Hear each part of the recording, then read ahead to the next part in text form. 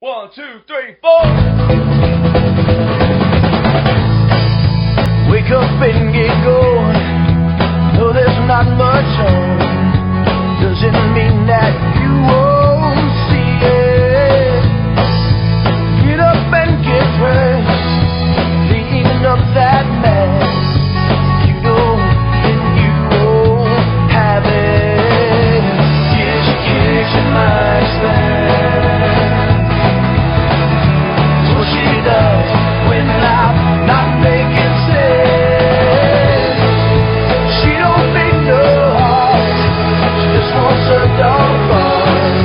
They say I should pack my bags and run, run, run, run. When you better up that way, think that I should stay. It's too late for the things she's gotta done. And that was Dog Farm by Jacob Freely, some Chillicothe fellas. They have a new project called Hawk Hogan. That's Hawk Hogan. But thank you for tuning in tonight. Welcome to the Lori and Carlin Show, coming to you from Steiner Speakeasy in Chillicothe, Ohio. We'll be chatting with owner Tara Gillum later on in the show. My name is Lori Graves. And I'm Carlin Hagerty. And we'll be with you for the next hour on GoneRogueRadio.com. Okay, so Lori and I have been together for about 4 years now, and comedy has brought us together. We are both, I would say, aspiring stand-up comedians, although she is a lot more polished and professional than I am, which big surprise. Lori, how did you get your start in comedy? I got my start here in Chillicothe. I was a bartender, and at that time, a couple friends of mine came in that had a band called the Lewis Brothers, and they asked me if I would be interested in emceeing a show they were doing at the Majestic Theater with Loose Pockets. Quick sidebar, are they still playing around the area? Lewis Brothers are, I think they are taking a little break. One of the fellas moved out of state, but they do still get together and do special shows. Loose Pockets is still around, all the musicians are. I think they're in different projects now and kind of shoot off that band, but I do think the guys are still playing together, actually on Tuesdays at another place here in Chillicothe. Awesome. So, Lori, you were starting to tell us how you got started with comedy, so go ahead and continue that story before I so rudely interrupted. It's all right, I'm used to it, Carlin. You'll hear Carlin and I go back and forth a lot on the program. We're going to try to be nice, but it probably won't happen. You can almost hear the sexual tension. She wants me. And he's an idiot. Anyway, so I said I would MC this show. I got really nervous for the next 2 months and threw up probably daily just because of my nerves. And I went up that night and did 7 minutes coming out and then 11 minutes in front of over 300 people. Wow. That's a big show even now for you, 300 people doing 18 minutes. So. Yes, I guess when I do something, I just jump in with both feet and my whole body. Well, you know what's kind of funny about that is when you're brand new, you just think that's what everybody does and you go do it. And now that you realize how hard it is, I'd be freaking the heck out. Yeah, I think I would now. Looking back, I think I would now. It was exciting. I'm glad those guys did push me to do that. So now I get to do what I'm doing today, like this lovely radio program with you, Carlin. Exactly. How did you get started, Carlin? Well, I know, but let's tell everybody else how you did. My story's kind of a bittersweet story. Had always wanted to be a comedian. Ever since I was a little boy, I used to watch David Brenner and Robert Klein and all those really cool dudes on The Tonight Show. And I thought it was the coolest thing in the world. You know, you fly into a town, you get a limo, you go do The Tonight Show in a suit and tell jokes for 10 minutes, you collect a fat check and go to the next town. That's not what happened. Anyway, in September of 2011, my father passed away after a long fight with cancer, and it hammered home that we're not promised tomorrow, that if we ever want to do something, we need to do it right now. Not do it today, but do it right now. So 59 days later, I came over to your open mic night, and I performed comedy for the first time.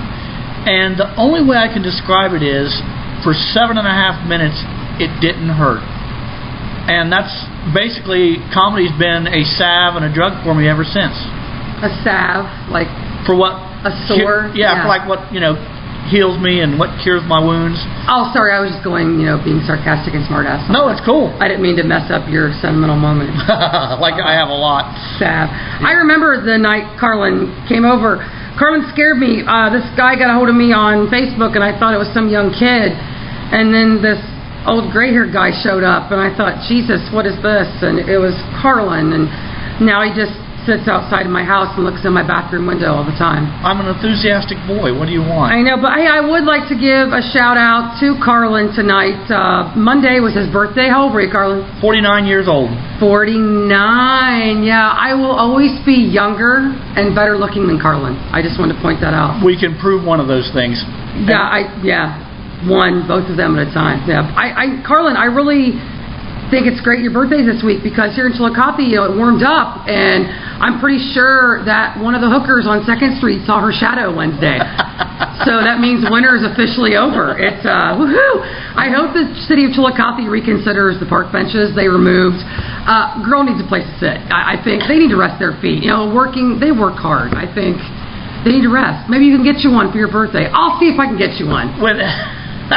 When I was in the Navy... You like teeth? No teeth? I was 22 years old, and I was stationed in Charleston, South Carolina at the Navy base, and right outside the main gate was Sproul Avenue, and that's where the stroll was. All the hookers would do their thing.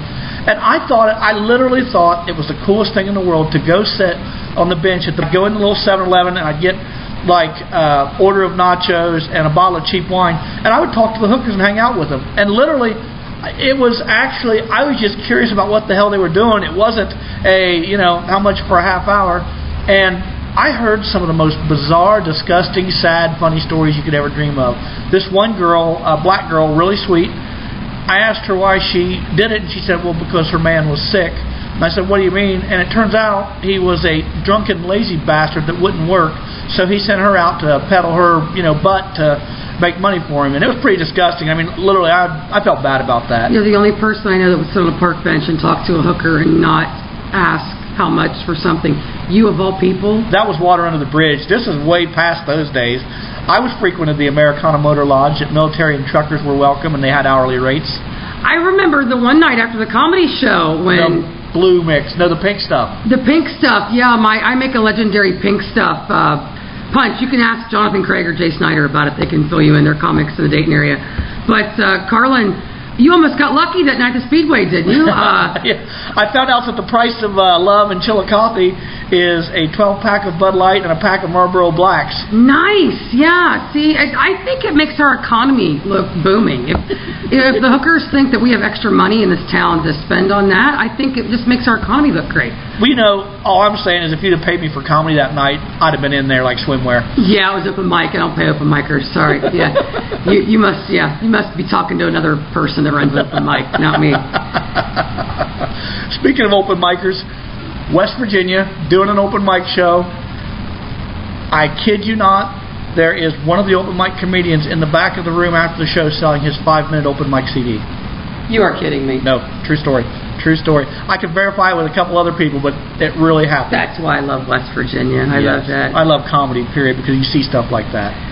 We normally, folks, every week we're going to start giving a shout-out to a brewery, one that Tara gets products from that will be available to you here at the bar when you come and be a patron at Steiner's Speakeasy in Chillicothe. This week we have decided to choose Jackie O's out of Athens, Ohio. I am currently having a dark apparition Russian Imperial Stout. What are you having, Carlin? I've got a Paw Paw wheat, and she chose it for me especially because it's a fruit wheat, which I think is fitting. But Tara's around here somewhere. Tara, what are you drinking? Mystic Mama IPA. Mystic Mama. We're going to talk to Tara here in just a couple minutes. She's actually back there working on her blog that we're going to tell you about. Jackie O's is in Athens. They had some trouble here a couple months ago. Big fire, and they appreciate your support. So any bar that you go to in this area and you can buy a Jackie O's product and give those people some support. They're doing good things down there with beer. So check out a Jackie O's product. And as you know, we are here at Steiner's Speakeasy in Chillicothe, Ohio, and we've been lucky enough to corral the lovely and talented Tara Gillum, the owner, to ask her a few questions. Tara, you are looking amazingly lovely tonight. Thanks, Carlin. Happy belated birthday. Well, thank you very much. Even though it's not my birthday, you can still give me a present.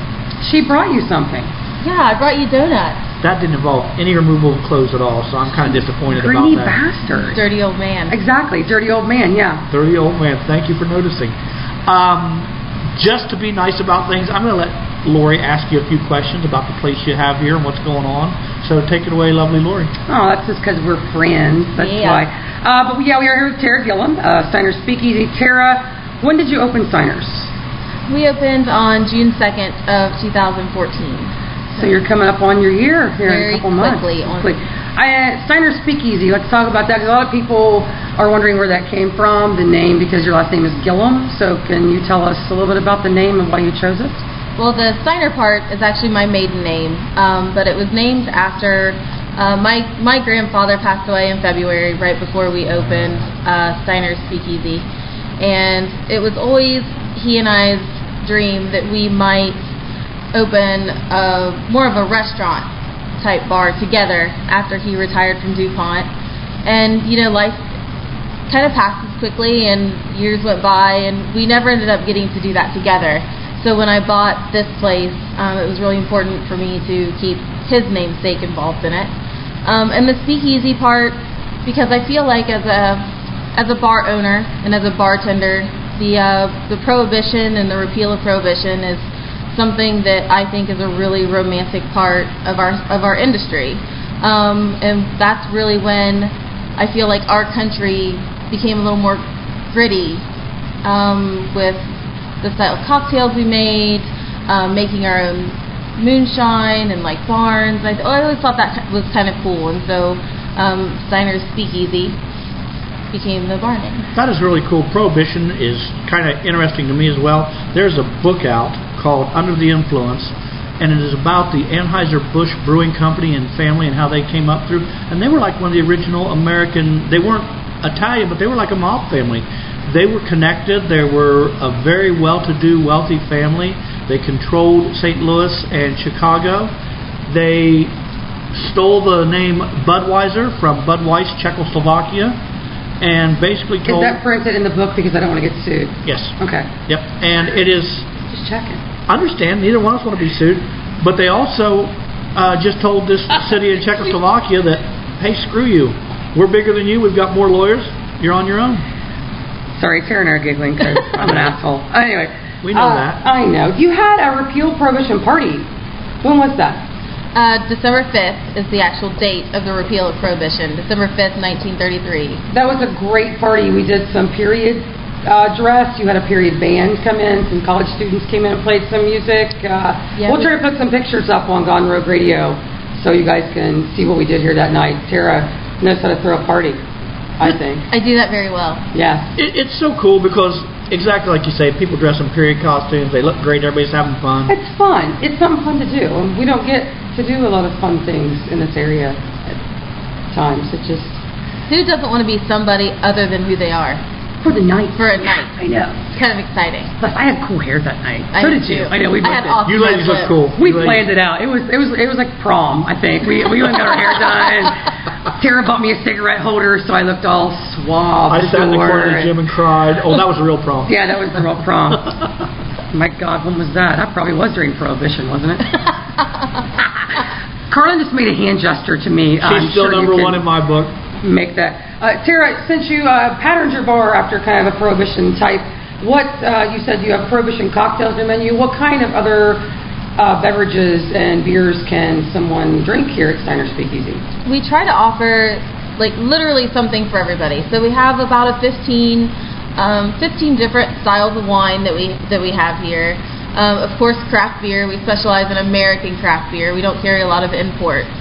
We focus mainly on small places like Jackio's in Athens or Seven Sun in Columbus. But you don't sacrifice on quality because everything you've got back there I've seen and talked about and drank. It's not like you're just trying to give somebody a break and get their beer. You've got good stuff here, and you will find something that you like when you come into Steiner Speakeasy. Yeah, I definitely try to pick. I mean, I don't just, okay, well, I'm buying this week. Every beer that we have in here, I feel like has a purpose. And, so we're not just buying everything from Ballast Point in San Diego. We carry two of them. They're two that I feel are really, really good from that brewery. I don't have a stout from them, but I have Dark Apparition from Jackio's, which I feel is a great one. Sure. So each beer here has its own place. They're not just random things that I say, oh, okay, I'll take that this week. And one thing you can pride yourself in, I know, on your beer selection is you are a big supporter of Ohio beers, being a small Ohio business. What, other than Jackie O's, what are some of your favorite Ohio breweries that you're featuring? I love Seventh Son, which is Columbus, which is not far from here. I really am a huge fan of Warped Wing and Toxic Brew Company. Both of them are in Dayton. If you are in Dayton, you definitely need to stop by both those places. And it's not just their beer, it's the people that are in there. The people that work in those businesses are, in my opinion, some of the best people in the industry. Super, super wonderful people. I really like Fathead up in Cleveland. Fathead's good. They're really good. Portsmouth has some really phenomenal beers. Yeah. And a lot of those I drive to pick up myself personally. Very cool. I go to For the Dayton good people myself. of Chillicothe to Yeah. do this. How many Ohio beers are you offering right now? We usually offer anywhere from 40 to around 60. It really just depends. A lot of it depends on what we have on tap because we rotate our taps continuously. How many taps you carrying? We only have 6 taps, but they are constantly rotated. So if you come in tonight and we have Avery's Czar on, we have North Peak Berserker, you can come in tomorrow and those same beers might not be here.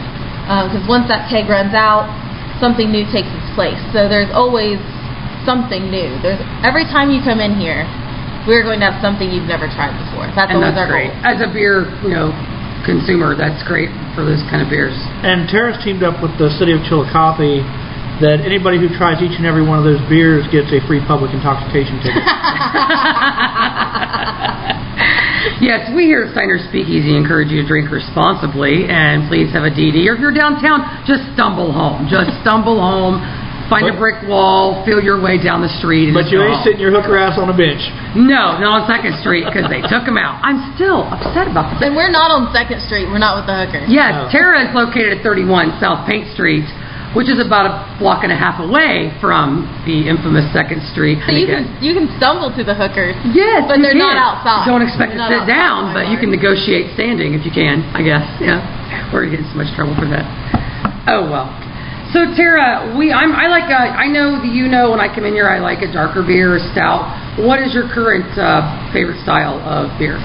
I am a huge IPA. Now, let me interrupt you for that IPA. For those people listening that don't know anything about craft beers, what is an IPA? So an IPA is short for India Pale Ale.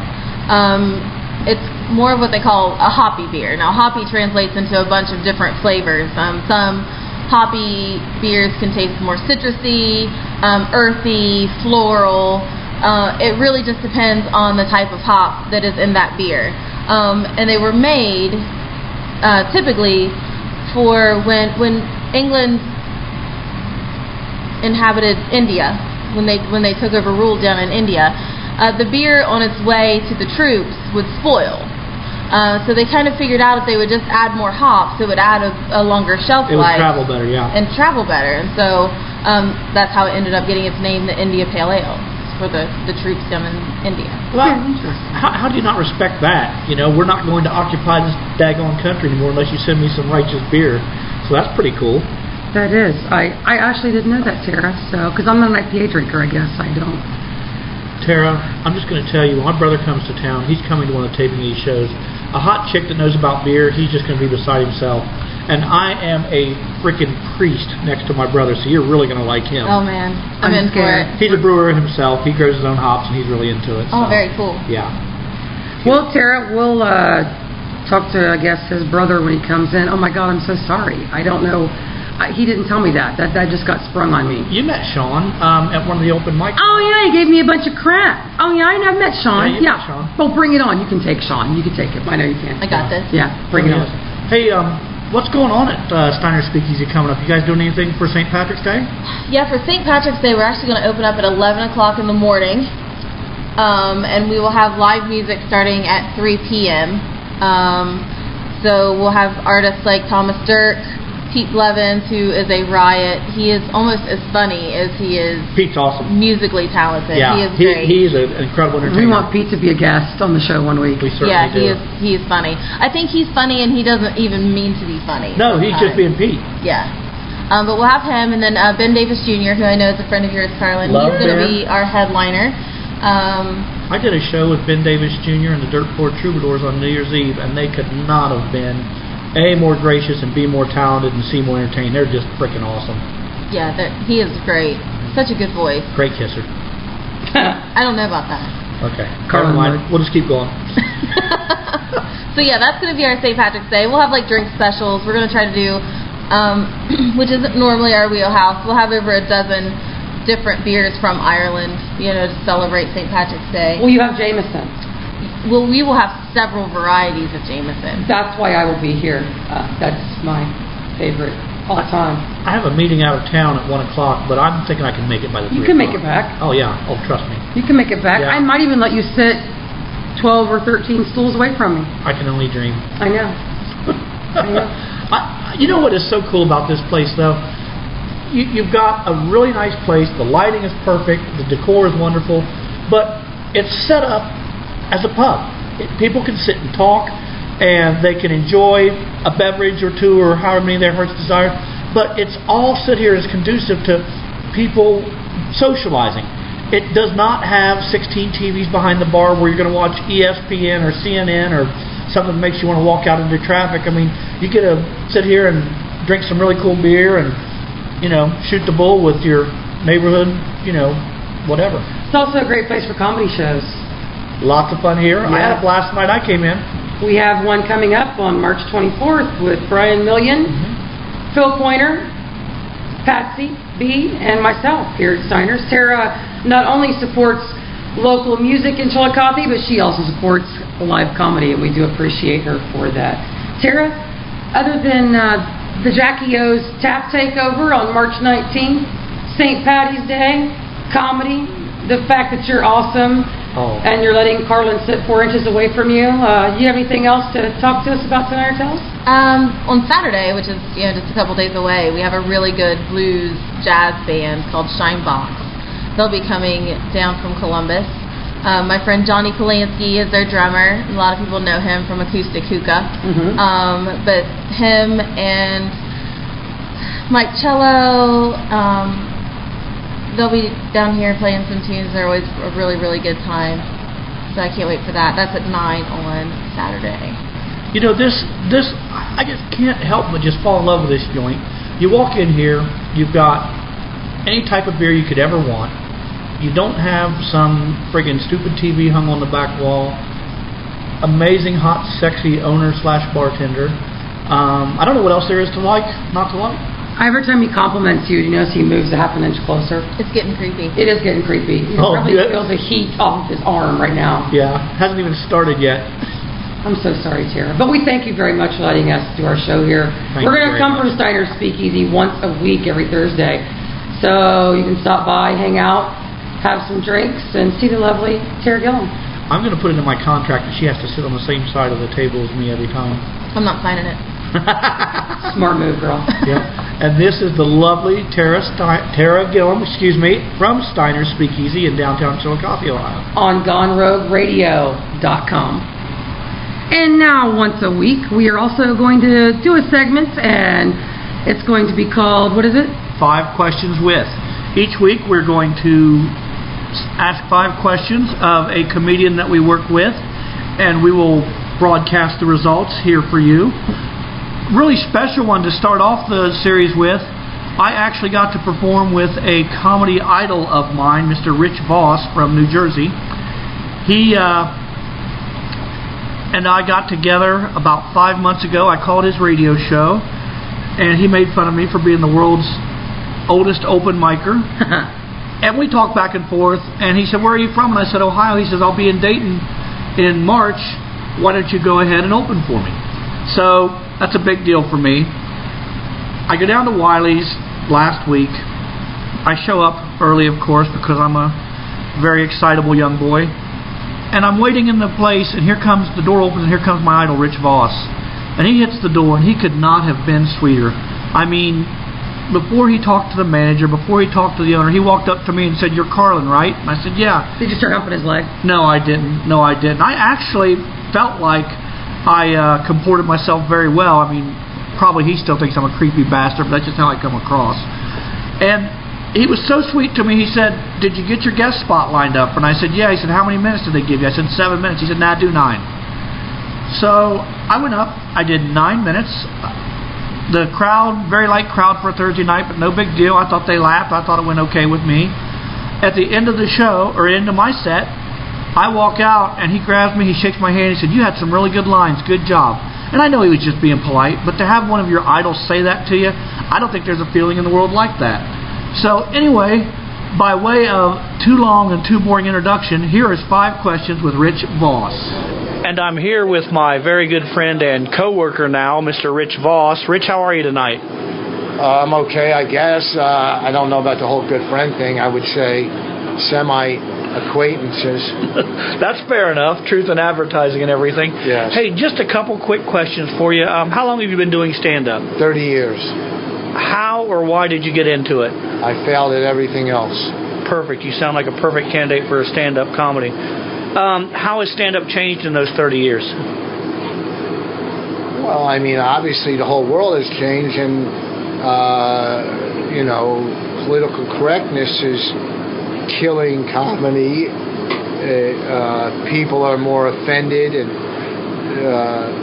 people are just they're more uptight now. I mean, that's just one aspect, and the aspect of clubs that give out free tickets, has it become harder or easier for you? It's easier for me because I'm better. It's made you stronger, you're saying? No, I mean, I'm just, if you're doing something and you're not growing in it, you're doing something wrong. So, very good. I'm doing, getting people in the door is different, it's hard. But some places I sell tickets, some I don't. Very cool. What would you say out of your 30 years, one of your most memorable gigs was? Hosting Woodstock 99. Very cool. And being the first white comic on DevCam. Awesome. And when we roasted Donald Trump, not for comedy, it was a Friars roast. There was about 2,000 people. So those 3 are probably the most memorable and most nerve-wracking out of all the 3 things I've ever... Well, no, hosting Woodstock wasn't nerve-wracking. It was just cool being in front of 50 to 100,000 people sometimes. Good point you just brought up. Do you still get nervous before some gigs? Yes. Yes, Good. I do. Good. That makes me feel better. Yes, it depends. Like if I was on stage and somebody like Chris Rock or Louis C.K. walked in the audience or anybody I was trying to impress, I'd get nervous because I'm trying to impress somebody. Very good. I understand that. Last question. Thank God. Worst gig you've ever had? This interview. Perfect. Thank you very much for your time. Thanks for having me. And that was 5 questions with my new best friend, Rich Voss. He calls it differently, but it's my story. I'll tell it like I want. He thinks you're creepy.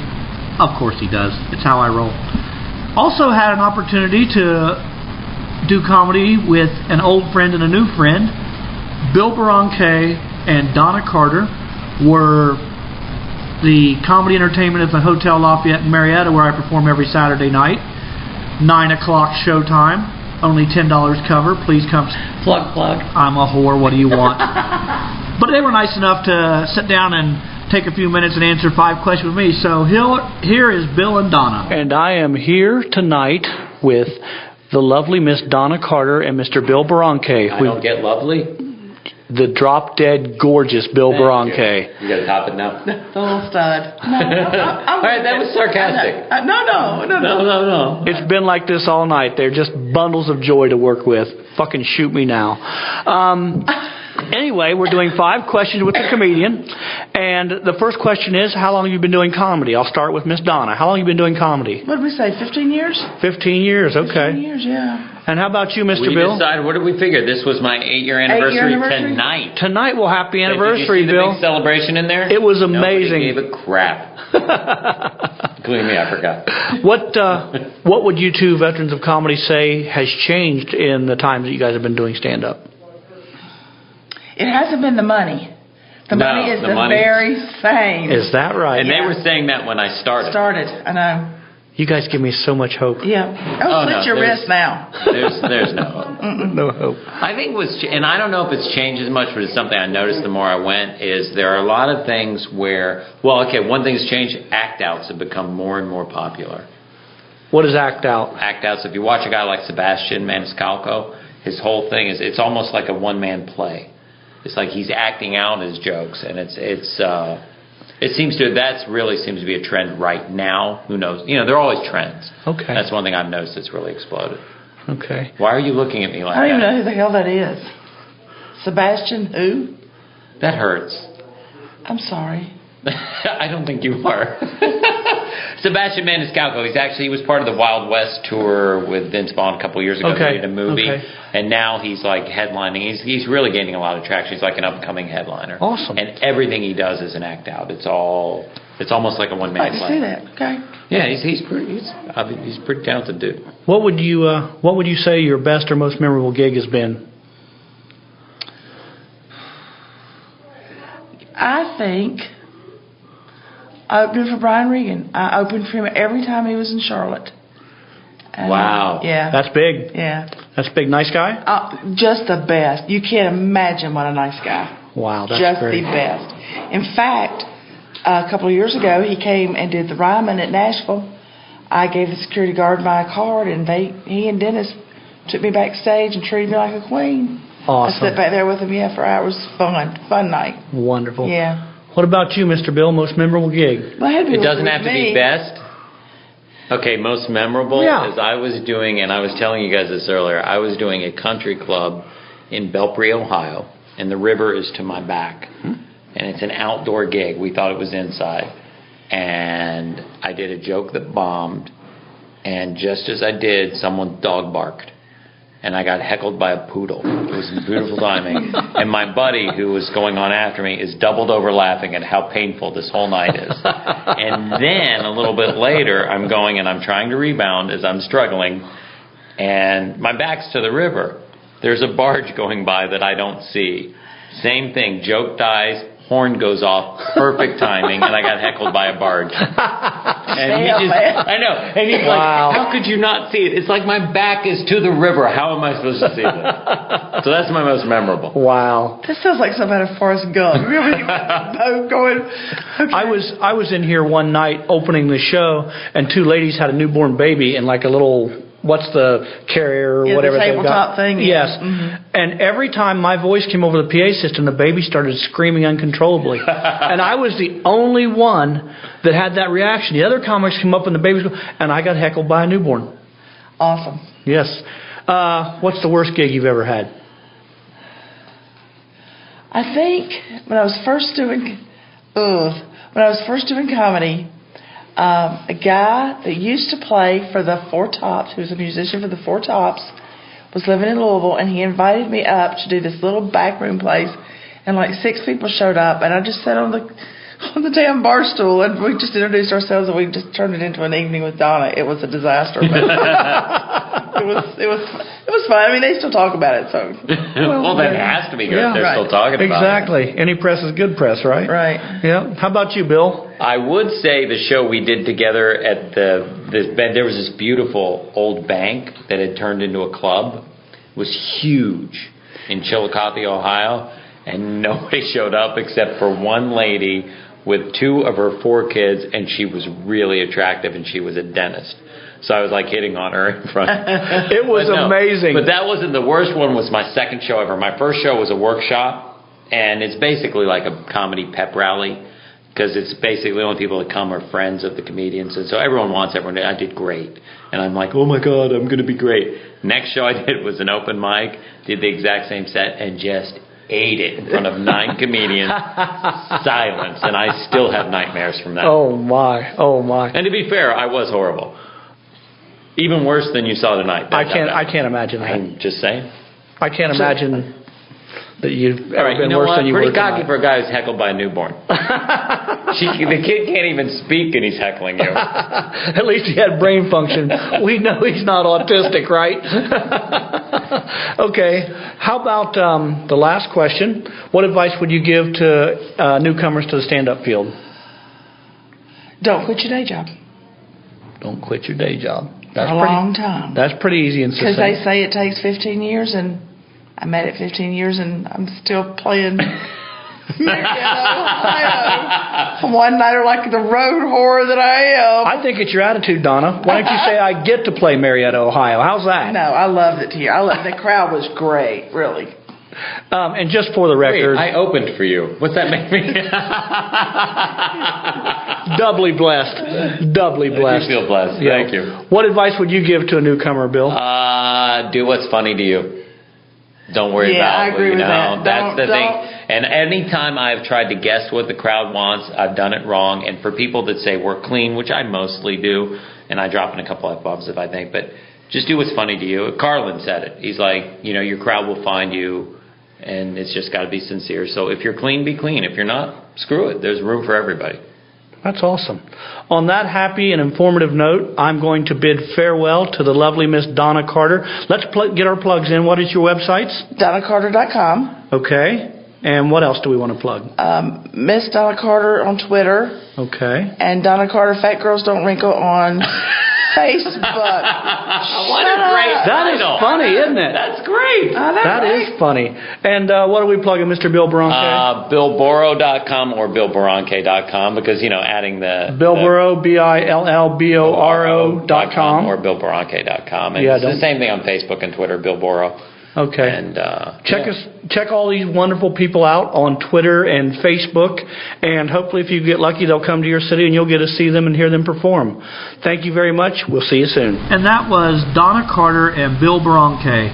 And one of the interesting things I thought was that Bill Baranke talked about George Carlin saying, your audience will find you.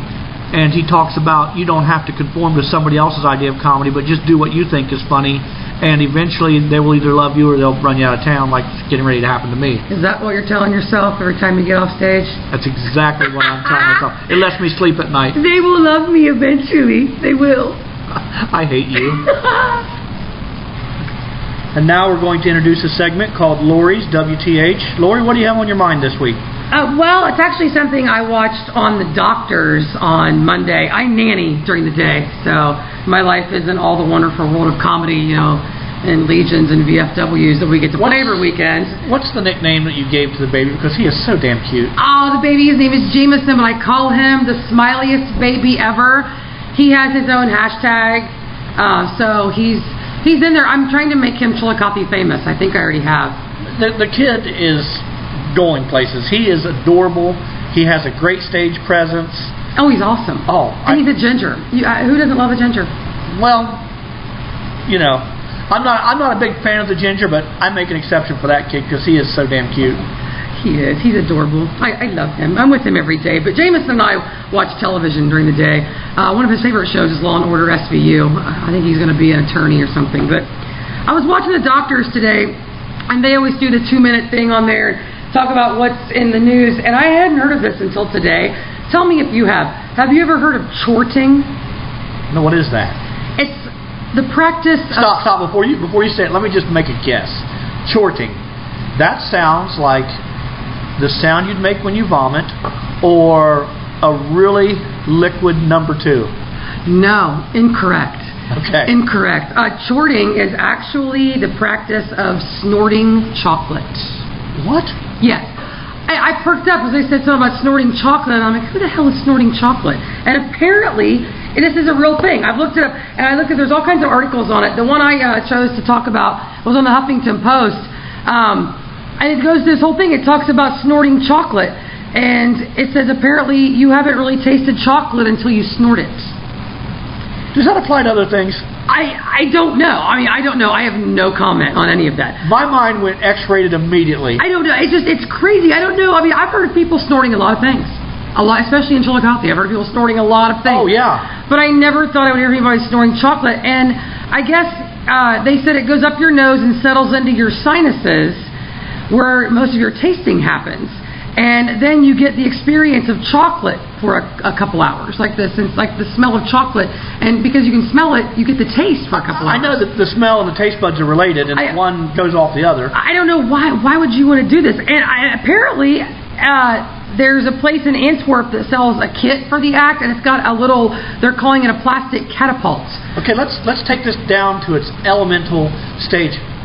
Who was the first person that did this, and how did they figure it out? Yeah, I want to know who the first. I want to know what the first person was actually on, or what they ran out of What was the when party? they decided, hey, I'm going to try to snort that Hershey's cocoa powder and see what's up with that. I mean, come on. I've heard it all. Oh my God, I'm such an idiot. You said cocoa. I was thinking chocolate bar form. I wasn't thinking cocoa powder or chocolate no, bar. Carlin, they weren't breaking off a piece of a Hershey and shoving it up their nose. I could be an idiot. Dude, come on. I seriously did not even think. How are you going to snort a piece of chocolate? I've seen some big old nostrils. I can't like I said, as the weeks go on, you will get to know Carlin a little better and you'll feel my pain. But anyway, I guess there's a place in Canada that is selling sniffs of chocolate for $2 each. And they said at least 60 people have come in to try it already. Are you kidding me? I'm not kidding. It's right here. Huffington Post article. I mean, I think we can believe that. That is right up there with the first person that found out if you lick a toad, it's got hallucinogenic effects and all that. Yeah, or the soaking the tampon in vodka and, putting it in your butt or whatever. Yeah. I mean, I just don't, but yeah. So that is my what the hell of the week, chorting. Folks, let's try to all use the word chorting in a sentence on Friday at work. Chorting. Just for shits and giggles and see what your coworkers say. And if they say something funny, you should email us. Email us and let us know how you use the word chorting in a sentence. And Carlin, what's our email? LNCshow@yahoo.com. LANDC show@yahoo.com. Yeah, so if you actually get to work chorting into a sentence tomorrow at work, please email us and let us know the context of the sentence and what the people around you thought. Because I think it's hilarious. I mean, is this going to be is this what the kids are doing now? This is blowing me away. You know what? If chorting is what the kids are doing now, I'm officially old. I can't snort chocolate. Well, I'd rather them put chocolate up their nose than paint fumes or chemicals or drugs or whatever. And way to make a funny segment serious, Carlin. I can suck the humor out of anything. You can. Then that's it. And yeah, every week Carlin will be sucking the humor out of this show on GoneRogueRadio.com.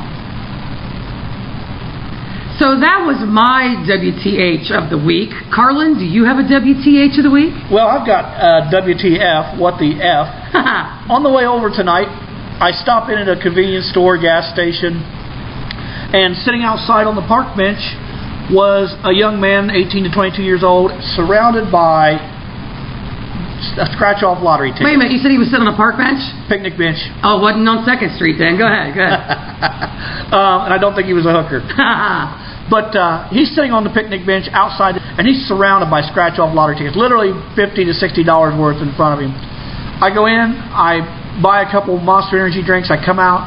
He's sitting on the same picnic bench, but he's got a cell phone in his hand, and he's talking to somebody named Sandra. He needs to come over and pick him up because he didn't have any gas money to get home. He's at a gas station. He's surrounded by $60 worth of lotto tickets, and he doesn't have a penny to his name. That's genius of him, though. Like, I'm going to spend all planning. And you know what? I'll bet she was there in 5 minutes to pick him up. I guarantee she got the kids saddled up, put them in the carrier, and brought them over and came over and got this young man. Oh, I guarantee it. As he sat there and scratched his week's payoff in instant lottery tickets. It just blew my mind. That's hilarious. That is pretty hilarious. That is hilarious. What do we got coming up next? What do we have coming up next? I think we're going to try to track Tara Gillum down again, and we're going to bring her up, and we're going to talk a little bit about some bar stories to end up the show tonight. Tara and Lori's bar stories, which we've sat around and listened to them before, quite entertaining, and we're going to have those two ladies in just a second. Oh, that was a quick second. Here she is right here. Okay. Tara and I just wanted to kind of end the show tonight by telling some stories, little entertaining things. We've both been in the bar industry for years. I no longer bartend. I like to think Tara is Lori Light because she's not as mean as me. I was mean. But only when it was justified. Only when they pushed me to my limit. I have bartending stories. My most humorous stories lately were from the gas station I used to work at. There was a guy there I like to call long-haired lottery Jesus. I think if Jesus Christ would have smoked meth and did scratch-off tickets, he'd look just like this guy. It was bad. It was real bad. And then I had another one I like to call Groundhog Day guy. I would work a 5-hour shift, and he would come in every hour and buy a tall boy Busch Light, or as they call it where I live, Busch Light.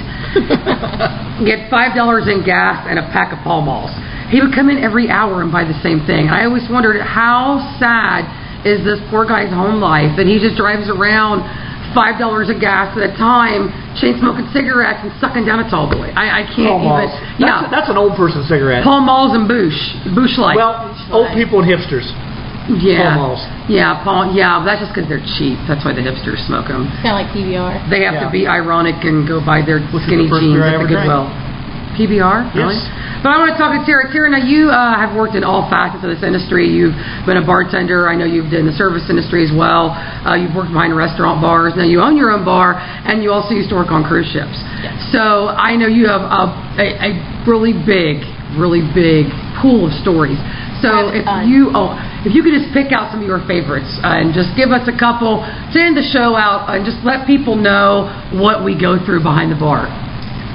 One that always comes to mind first for me is this lady. She's probably like 65 plus. She would come in the bar all the time. First thing she would always say is it going to get any busier tonight? Where's everybody at? And she's not coming in at 10 o'clock in the evening. She's coming in at 7:30. And no one goes out till 10:30 in this town. Right. Yeah. And I called her the Juice Cougar. And I called her... I love that name. I called her the Juice Cougar because she would always come in and want a 16-ounce glass of cranberry juice or pineapple juice, and she'd only want to pay $1 for it. And she was one of those people that, like, if you didn't wait on her, like, as soon as she walked in the door and you didn't act like you were super excited to see her and entertain her in the fact that she's out on her big evening out in the town on Wednesday at 7:30. Drinking $1 glass of juice. Drinking $1 glass of juice. She was devastated. Absolutely devastated. But she used to have this other friend who came in with her, and she drank. And she would drink Bud Light, and she'd have like 3 of them, and she'd be trash. And so this one night, Juice Cougar and her buddy come in. Juice Cougar and her buddy. And her friend gets slightly out of control. And the next thing we know, me and the girl I'm bartending with look over at this table. And this is in a pretty nice bar. Like, we're not in, You're not in a certain part of town bar. You're in a nice bar. Yeah, you're in a nice bar. We look over, and her friend on her 3 Bud Lights is standing up on the table, taking her shirt off. Get out. This is a 65-plus-year-old woman. You go, girl. The best part is they both end up leaving with these like 22-year-old guys that come in. But Juice Cougar and her friends You know why had they left with the that night. 22-year-old guys? They must have been hammered. No, I wasn't there. Oh. You weren't there. What, Leering? No, they were probably thinking, these women, they're ready to get it on. They're ready to party. Juice Cougar's friend's got her boobies out. UTI. Definitely UTI. She's cured her sins of the last week. We know what's going on with her. Juice Cougar's got a little burning sensation. So she was one of my favorites, her drinking buddy. Which, ironically enough, you would think you would name the drunk one.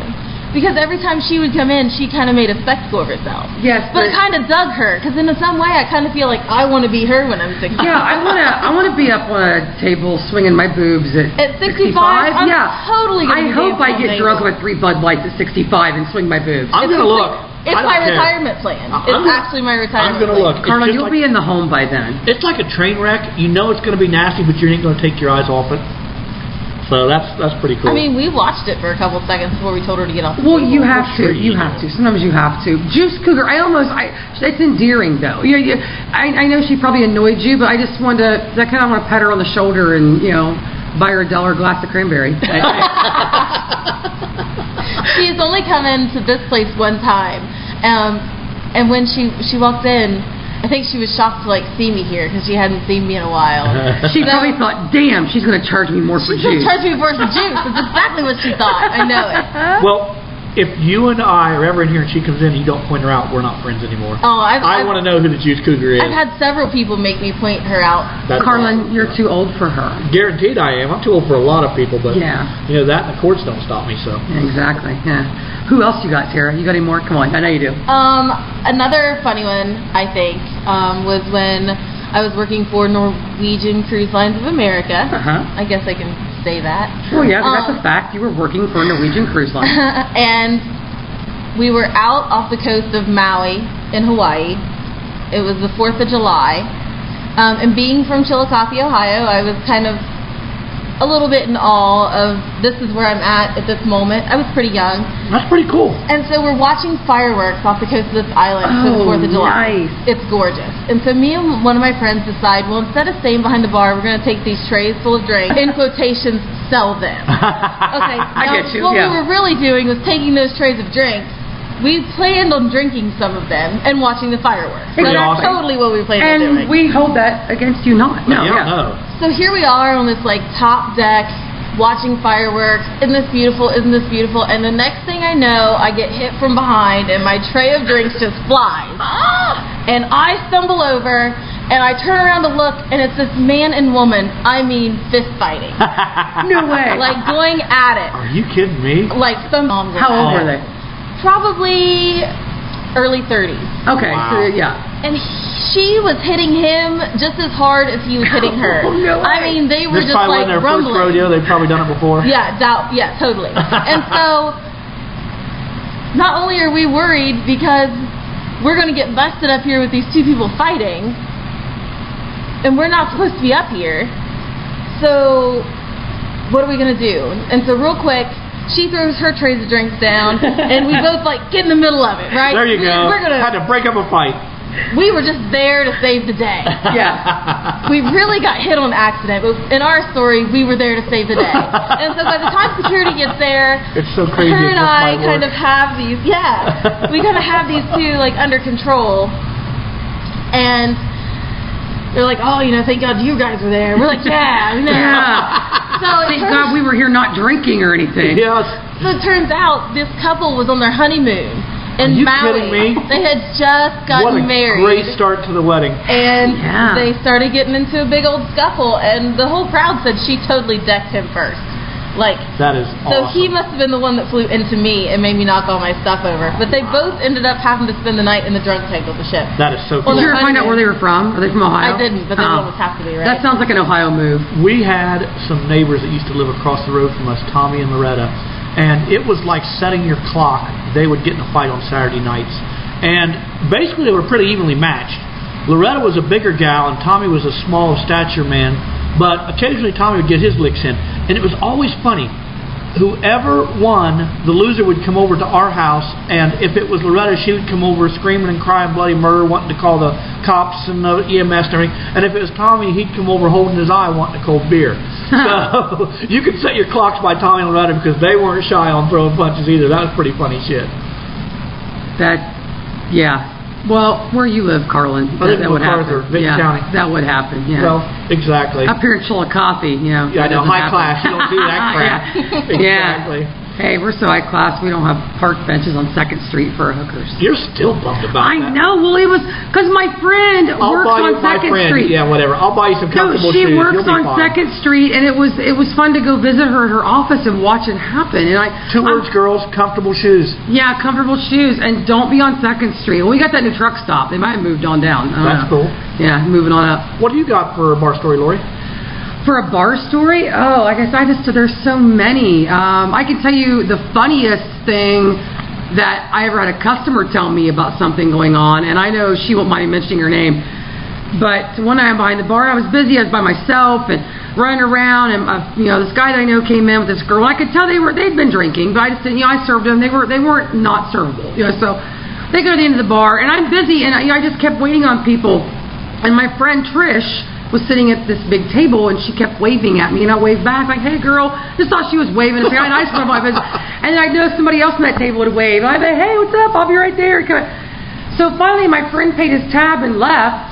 And as soon as they walked out the door, Trish yells at me and said, "Thank God, I've seen his dick so many times tonight, I could pick it out of a lineup."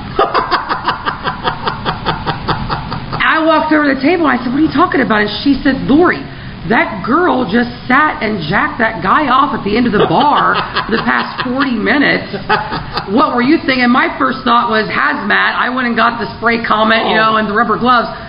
But I had no idea this was going on. I mean, that's how busy. And it just I guess they were just standing there doing their thing. And That's Yeah, funny. and it's hilarious. It was Jack Off Wednesday, and every time I would see him in the bar after that, I would be like, dude, are you by yourself? You got anybody with you? Because if you do, you separate right now. I can't deal with that. I just can't deal with it. Freaking awesome. And there was always the fun stories of people trying to use the bathroom for their sex lair, and I've never kicked so many people out of a bar bathroom for trying to have. If you're gonna have sex in a bar bathroom, you might as well have sex in a litter box. That's pretty much what. It's disgusting. Absolutely disgusting. It is. I had to stop a couple one time from, she was blowing him. We're literally in the middle of the bar. And it was like same situation. Yeah. Super, super busy. And I kept wondering why everybody kept going by this one table and looking at it and snickering. Because where I was at from behind the bar, you couldn't see it. And in your mind, you're just thinking, I gotta wait on these people. I gotta make money, and you're just running. Yeah. Yeah. And so, like, finally, the crowd parted just the right way, and there she was, like, on her knees right in front of him, just blowing away. Yeah. And I was like, my first instinct was to go out there and stop it. Then my second was like, I don't want to be a part of that. No. So I just yelled.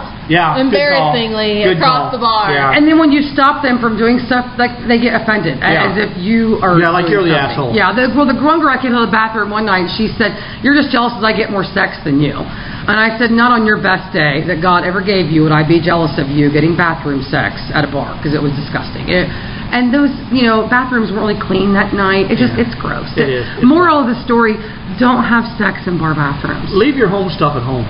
Yeah, or at least go to the car. Go to the car. Everybody's got a front seat. That's cool. Well, I think we're getting ready to wrap this up. We've just about come to the end of our time. It's been a fun hour. Thank you very much, Tara Gillum at Steiner's Speakeasy in Chillicothe, Ohio. You have always been an incredible host. Kids, come out and see Tara. She will send you in the right direction as far as microbrewed and imported beers. We need to plug Tara's blog and stuff. Give us the plugs, Tara.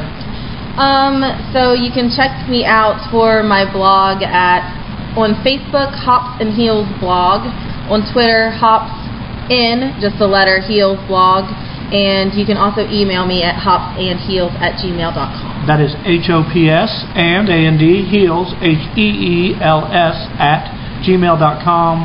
Hops HOPSN HEELS blog on Twitter, and Hops and Heels blog on Facebook. The most hysterical thing of this whole show was watching Carlin just now try to read letters off of a piece of paper. I'm old. My sight's not what it was. But we'll post all of those on our Facebook page, The Lori and Carlin Show, and we'll also have a link to this show on our Facebook page after it airs on GoneRogueRadio.com Thursday evenings at 9 o'clock. And you can catch Carlin and I tomorrow night and Pomeroy. And where are we, Carlin? We're at the Court Street Grill. Jackie and his staff have an incredible menu, and we're going to be serving up some top-notch funny. Marcus Oglesby from Hurricane, West Virginia is going to headline. The lovely and talented Lori Graves will be our feature. We have a special guest, our good friend Carla Goldbush from Dayton. Woohoo! And yours truly will be hosting and kicking off the evening. Yeah, the show starts at 9 o'clock. 9 o'clock. And a $7 cover. Yes, ma'am. And that'll be in Pomeroy, Ohio. Like I said, you can find us every Thursday at 9 o'clock on GoneRogueRadio.com. You could also email us at lmcshow@yahoo.com. And you can find Carlin and myself on all social media. I am at Lori Ann Carlin. Carhag2000 on Twitter. And then we both have Facebook pages, Instagram, and all of that fun stuff. So, ladies and gentlemen, thank you for being with us tonight. My name is Lori Graves. I'm Carlin Hagerty, and we're going to get out of here with a song called 11 Months and 29 Days by my friend Mr. Colin John. I say, Your Honor, all my money's gone. And I'm sorry, son, you ain't going home. You gotta pay or stay. You gotta pay or stay. You gotta pay or stay. 11 months or 29 days. 11 months or 29 days. Well, I threw myself on the mercy of the court. I said, Your Honor, I got two families to support. At $200 measly a week, don't go far when you got two families. And he said, I'm sorry, son, for the shape you in. Sounds like you've been spreading yourself a little too fast. Hey,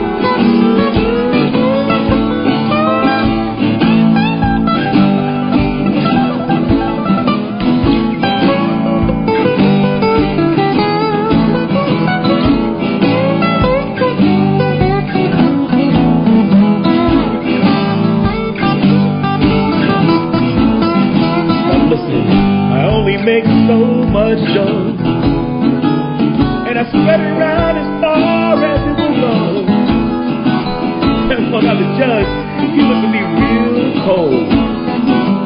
And said, son, you're gonna have to stretch around a little bit more. I looked at my baby and said, sugar honey, can we work this out?